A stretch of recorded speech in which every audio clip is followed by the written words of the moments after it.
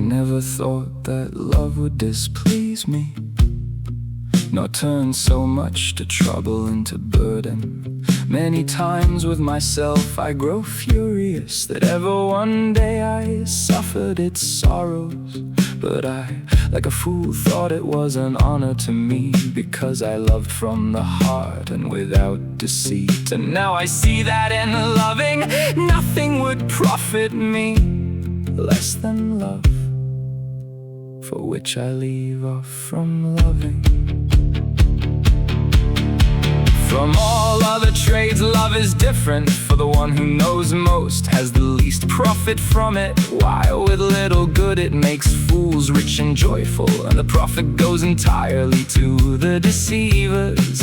For which it seems to me that love is madness, so I have well understood myself in madness, who never without love knew how to live one day, and never without good did any man draw out so much evil.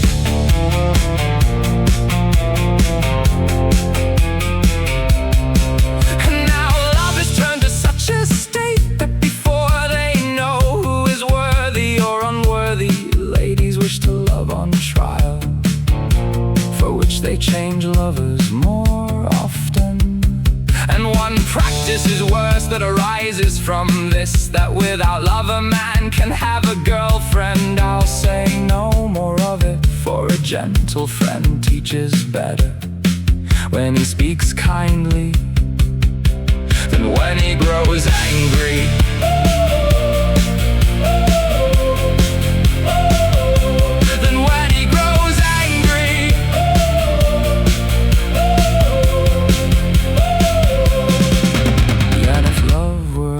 It used to be, I don't say at all that any joy could match it, for it kept far away cares and despairs. And what was of love itself was a sweetness,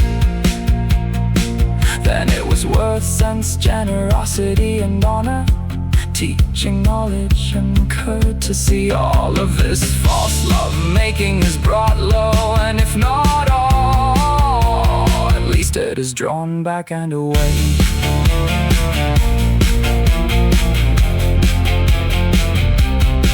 And yet, though love has killed me, I must guard myself from running away into too much speech.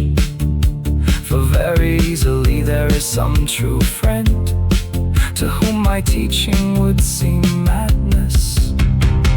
And to a faithful lover one must give help, not blame, as long as he follows the straight path.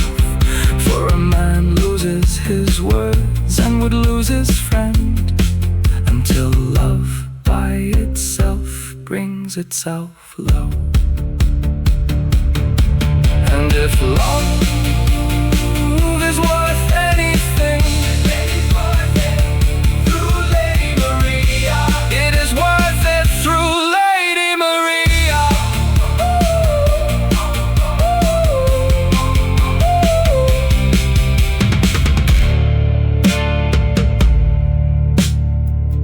Where beauty is in courtesy and joy.